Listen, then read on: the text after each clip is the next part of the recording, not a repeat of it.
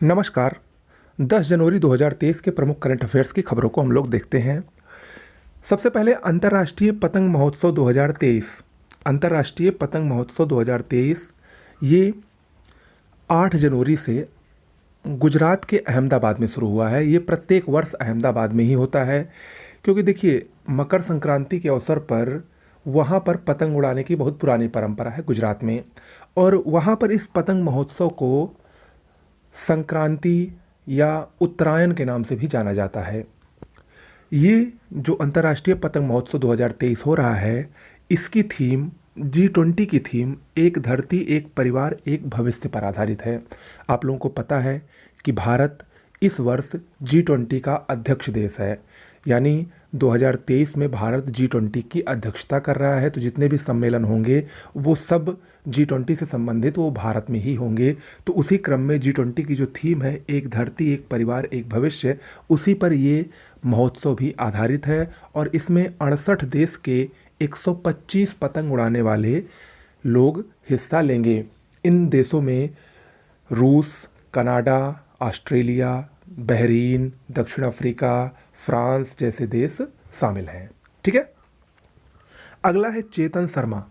चेतन शर्मा भारत के पूर्व क्रिकेटर।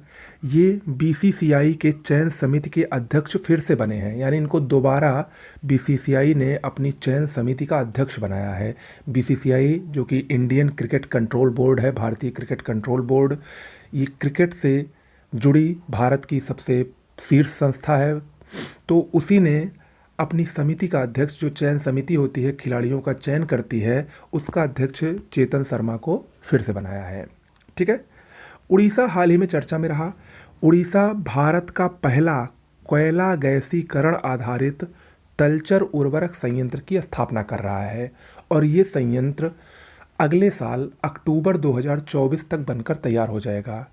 इस संयंत्र के बनने से भारत में यूरिया का जो आयात होता है उसको कम करने में मदद मिलेगी, यानी भारत में यूरिया ज़्यादा से ज़्यादा मात्रा में उत्पादन होने लगेगा। ठीक है। तो ये उड़ीसा में लगाया गया है, भारत का पहला है, याद रखिएगा। अगला केरल। केरल इस समय काफ़ी चर्चाओं में है। केरल वैसे भी भारत में एक ऐसा राज्य है जो कि काफ़ी ज़्यादा टेक्नोलॉजी के भी क्षेत्र में आगे है और विकसित राज्यों में आता है। तो उसी क्रम में केरल भारत का पहला पूरी तरह से डिजिटल बैंकिंग वाला राज्य बन गया है, यानी वहाँ पर जितनी भी बैंकिंग सुविधाएं हैं सब पूरी तरह डिजिटलाइज्ड हैं।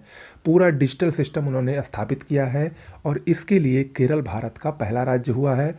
और अभी केरल को इसी सेवा के लिए 3 डिजिटल पुरस्कार भी मिले हैं बैंकिंग के क्षेत्र में। ओके, चलिए आगे बढ़ने से पहले देखिए आप लोग हमारे टेलीग्राम चैनल से ज़्यादा जुड़िए, क्योंकि वहाँ पर परीक्षाओं संबंधित सबसे ज़्यादा जानकारियाँ और क्विज या और भी जानकारियाँ आपको समय समय पर मिलती रहेंगी, क्योंकि हर सूचनाओं को आपको यूट्यूब तक वीडियो बना के पहुँचाना आसान नहीं है। तो जो बहुत ज़रूरी सूचना होती है वही आपको यूट्यूब पर मिलती है, बाकी और जो सूचनाएं होती हैं सामान्यतः जानने के लिए वो भी ज़रूरी होती हैं, तो वो आपको वहाँ पर टेलीग्राम चैनल पर मिल जाएंगी। डिस्क्रिप्शन बॉक्स में लिंक दिया गया है, उस लिंक को क्लिक करके आप लोग अपने टेलीग्राम चैनल से, हमारे टेलीग्राम चैनल से जुड़ सकते हैं। ठीक है। इसके बाद अगला देखते हैं भारत का विदेशी मुद्रा भंडार। ये बहुत ही महत्वपूर्ण है। RBI reserve bank of India के नए आंकड़े आए हैं, जिसमें बताया गया है कि 30 दिसंबर 2022 तक भारत के पास 562.85 बिलियन डॉलर विदेशी मुद्रा भंडार है।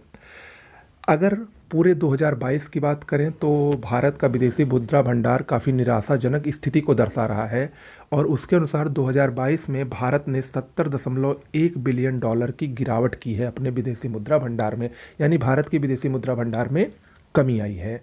आपको जानकारी के लिए बता दें कि जिस देश का विदेशी मुद्रा भंडार अच्छा होता है वो उसकी अच्छी आर्थिक स्थिति का सूचक होता है, यानी ज़्यादा विदेशी मुद्रा भंडार तो उस देश की स्थिति ज़्यादा अच्छी है।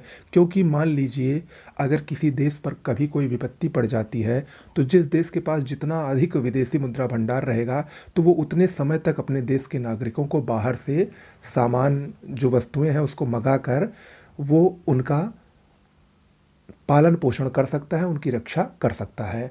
तो इसीलिए विदेशी मुद्रा भंडार का ज़्यादा से ज़्यादा होना बहुत ही ज़रूरी है। अगर हम टॉप 3 देशों की बात करें विदेशी मुद्रा भंडार रखने वाले, तो नंबर 1 पर चाइना है जिसके पास $3.28 ट्रिलियन का विदेशी मुद्रा भंडार है। नंबर 2 पर जापान है जिसके पास $1.22 ट्रिलियन का मुद्रा भंडार है। और तीसरे नंबर पर स्विट्जरलैंड आता है जिसके पास $885.7 बिलियन का विदेशी मुद्रा भंडार है। चौथे नंबर पर रूस आता है और पांचवें पर अपना भारत आता है विश्व में। तो भारत विश्व का 5वां सबसे अधिक विदेशी मुद्रा भंडार वाला देश मौजूदा समय पर है, वर्तमान समय पर है। ठीक है।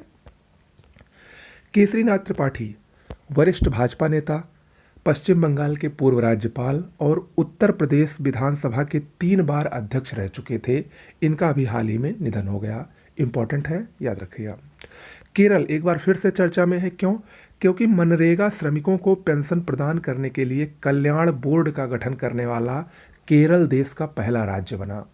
वहाँ पर केरल ने क्या व्यवस्था की है, जिनकी उम्र, वे कर्मचारी जिनकी उम्र 18 से 55 वर्ष के बीच में है, वो अपनी सैलरी का हर महीने 50 रुपये का योगदान इस कल्याण बोर्ड में करेंगे, जिससे जो मनरेगा के श्रमिक हैं उनको आगे चलकर पेंशन दिया जा सके, जिनकी उनकी चिकित्सीय सुविधा और भी सुविधाओं के लिए उनको लाभ मिल सके। तो केरल ऐसा करने वाला देश का पहला राज्य बन गया है, मनरेगा श्रमिकों को पेंशन प्रदान करने वाला। ठीक है। अगला जो कि चर्चा में है, लो स्मोक सुपीरियर केरोसिन तेल। ये भारत पेट्रोलियम कॉरपोरेशन लिमिटेड यानी BPCL द्वारा लॉन्च किया गया है। भारतीय सेना के लिए इसको जम्मू में लॉन्च किया गया। देखिए, ये भी एक प्रकार का केरोसिन तेल है।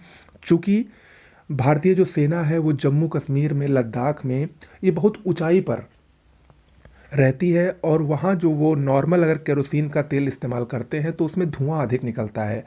और आप सबको पता है जैसे जैसे ऊपर जाते हैं ऑक्सीजन की मात्रा कम होती जाती है।